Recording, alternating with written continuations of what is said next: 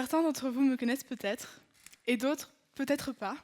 Pourtant, je suis sûre que, en me voyant arriver sur scène, vous vous êtes déjà fait une petite idée de qui je suis, basée sur mon apparence. C'est tout à fait normal, c'est un automatisme. L'humain, étant un être social, il engage un processus de comparaison et puis de catégorisation pour mieux interpréter et comprendre les nouvelles choses qu'il rencontre.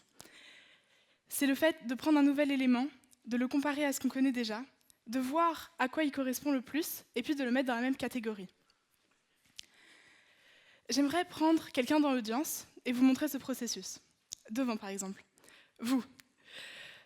Je ne vous connais absolument pas, et pourtant, basé sur ce que je vois de vous et les stéréotypes qui me montent en tête quand je vous regarde, je peux définir quelques faits à propos de vous.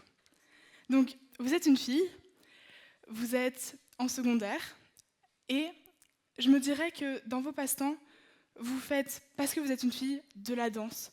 Vous êtes intéressée par la danse de près ou de loin.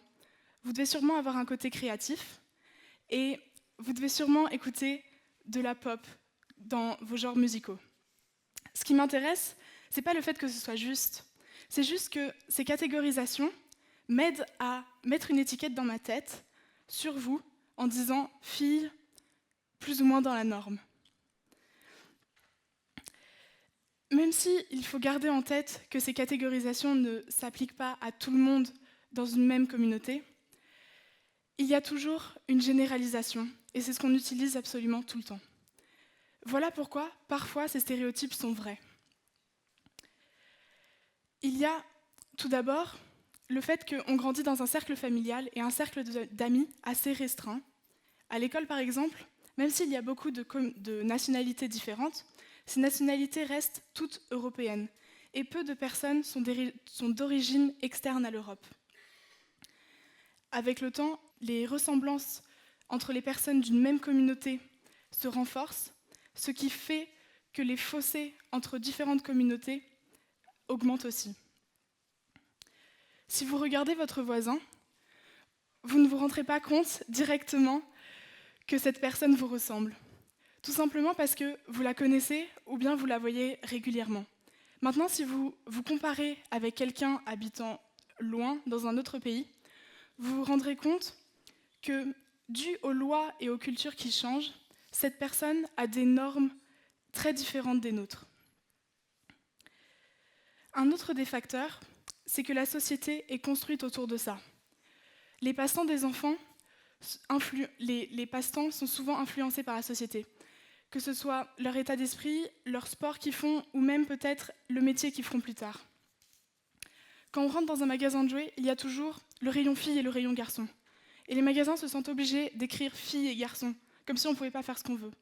Il y a un rayon rose et un rayon bleu. Un rayon où les jeux, c'est d'apprendre à être maman en s'exerçant sur les poupées, et un rayon où on apprend à être ambitieux et fort. Un rayon où il faut être belle et mielleuse, et un rayon où on fait travailler nos méninges, on s'intéresse aux sciences, et on prouve qu'on est courageux. Ne pensez-vous pas qu'il faudrait revoir le message qu'on envoie aux nouvelles générations ? Car les arrangements de la société ont peut-être l'air banals, mais ils modélisent en réalité énormément nos états d'esprit. Faire comme maman et faire tout comme papa. Je ne crois pas que ce soit la meilleure des idées. Ça voudrait dire imiter la société actuelle, une société qui est patriarcale. Ça voudrait dire aussi que l'image qu'on a, c'est la femme et l'homme, sans intermédiaire, comme si c'était deux extrêmes. Les conséquences sont que la femme, ne cherchant qu'à être belle, va subir une baisse de confiance en soi, et l'homme ne va pas s'autoriser à être de temps à autre faible, parce qu'il va avoir peur de ne pas être inclus dans une communauté. On ne laisse pas le choix aux gens en général. On offre aux filles des bijoux et du maquillage sans se demander si elles veulent être à ce point féminines. Et aux garçons, on leur ordonne d'être forts physiquement et émotionnellement sans leur laisser le choix de leur personnalité. Les films, eux aussi, renforcent ces stéréotypes. Ils se servent des stéréotypes pour qu'on s'identifie au personnage et pour créer une caricature. Les clichés qu'on peut souvent retrouver, C'est le cancre qui triche, et qui est bien évidemment un il, et la première de la classe, qui est bien évidemment un elle. De manière plus générale, les films américains, qui sont typiquement destinés aux adolescents, utilisent ces stéréotypes. Il y a toujours le groupe des cools et des pas cools. Dans les cools, les filles et les garçons, c'est les garçons qui sont dans l'équipe de sport de leur lycée, qui sont très sportifs mais nuls à l'école. Et les filles qui ne font que se maquiller et potiner. Après, dans le groupe des pas cool, on leur a donné le packaging complet de l'intello. Les lunettes, l'appareil dentaire et les vêtements excentriques. Vu comme ça, ce type de film ne fait de mal à personne. Ce n'est pas si grave, vu qu'on ne relie pas directement l'histoire du film avec notre vie personnelle. Mais le problème, c'est qu'un jeune garçon qui ne ressemble pas à l'acteur principal parce qu'il n'est pas assez sportif, et une fille qui n'est pas assez studieuse, que pensez-vous qu'ils vont comprendre comme message ? Voilà pourquoi, étant noyé de tous les côtés par ces idéaux préconçus, il est très dur, voire impossible de s'en défaire. C'est dommage, car en allant dans cette direction, on perd toute la richesse de la communauté, qui est la diversité. Sur une note plus joyeuse, il y a quand même des personnes qui souhaitent changer ça.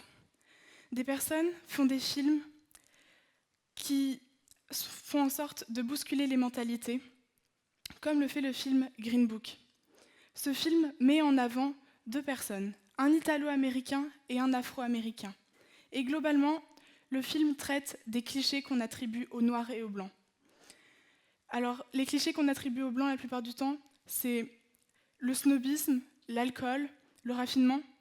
Et les clichés qu'on attribue aux Noirs de manière plus générale, c'est le vol, le poulet et qu'ils écoutent évidemment la musique de leur communauté.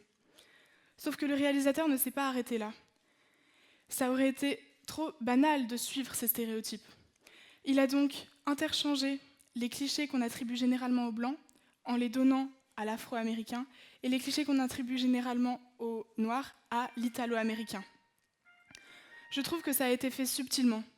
Je dis subtilement parce qu'avant de l'avoir étudié en cours d'anglais, je ne m'étais pas rendu compte que ces clichés ne correspondaient pas à l'apparence de la personne. Ce qui m'a, à moi, prouvé que ces stéréotypes sont très clairement subjectifs et interchangeables.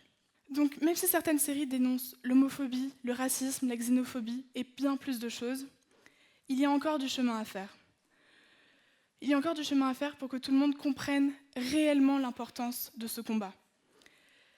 Ce qui va être très dur, car on a énormément intériorisé ces caractéristiques et ces stéréotypes. Je vais vous raconter comment je m'en suis aperçue. Vous avez sûrement tous entendu parler de la série Netflix Sex Education. C'est une série qui raconte la vie d'adolescents, et je me suis intéressée aux acteurs de cette série. Donc j'ai regardé une vidéo qui racontait les acteurs et puis les personnages de la série. Le moment où le personnage Eric a été présenté, donc le personnage est d'origine nigérienne, qui est homosexuel et qui a une famille croyante. Le présentateur a dit à quel point la série était positive parce qu'elle demandait aux gens d'accepter l'homosexualité et voulait rendre ça tout à fait banal. Je suis tout à fait d'accord. La série prend des gens et montre que même s'ils sont décalés par rapport aux normes de la société, ils ne sont pas moins épanouis. Dans la suite de la vidéo, le présentateur parle de l'acteur en lui-même en décrivant sa carrière et ses passions. Il dit qu'il est très charismatique et ajoute que l'audience féminine gardera un œil sur les relations amoureuses de l'acteur. L'audience féminine. Alors, oui, peut-être que l'audience féminine sera intéressée, mais pourquoi pas l'audience masculine ? Ce qui m'a choquée dans cette vidéo, c'est que le présentateur vient de dire à quel point l'homosexualité devrait être acceptée, et lui-même, par ses choix de mots, ne l'accepte pas. C'est pour ça que, par la manière dont on agit et dont on parle, on peut exclure ou inclure des millions de gens. Premièrement, ça empêche les gens de librement évoluer à travers les idées préconçues de la société. Et ces idées se transmettent de génération en génération. C'est trop rigide. Ensuite, Ceci m'a fait penser à la phrase qu'on dit souvent pour arranger les choses. Fous-toi du regard des autres. Cette phrase, j'en suis sûre, est remplie de bonnes convictions, mais ça n'arrange rien du tout. Je pense que ça ne suffit pas. Je pense que ce ne soit pas aux gens exclus de faire un effort pour être inclus. Je pense que c'est à la société entière de faire un effort pour inclure les gens.